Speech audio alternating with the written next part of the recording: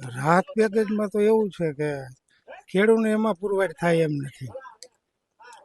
આમાં બધું પલળી ગયેલું છે ને ભાવ કઈ વેપારી નથી આપી શકે એમ કે વેપારીને પરવડે એમ નથી.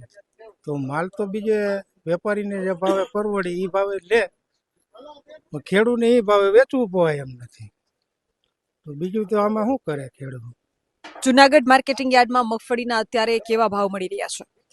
અટાણે 700-800 રૂપિયા જેવો ભાવ મળે છે. સારી મગફળીને કોરી હોય તો 20,000 રૂપિયાની આસપાસ મળે.